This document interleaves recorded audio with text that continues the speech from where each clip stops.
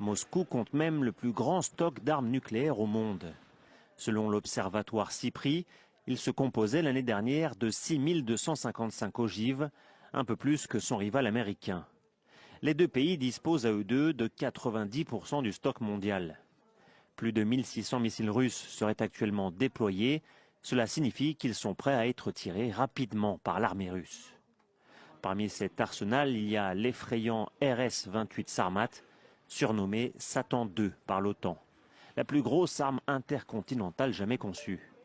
Selon les autorités russes, son rayon d'action dépasse les 10 000 km. Il pourrait détruire un territoire d'une taille égale à la France.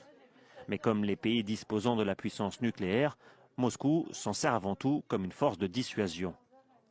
Ces armes dévastatrices risquent désormais d'être déployées en dehors de la Russie. L'allié biélorusse vient de réformer sa constitution en autorisant la présence de missiles nucléaires sur son sol.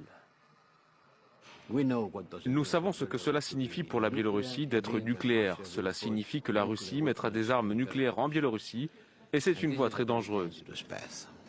Les récentes déclarations de Vladimir Poutine, sous-entendant une possible utilisation de l'arme nucléaire, ont fait monter d'un cran les tensions. En 2014, déjà, lors de l'annexion de la Crimée, le président russe avait fait référence à son statut de puissance nucléaire pour décourager toute riposte.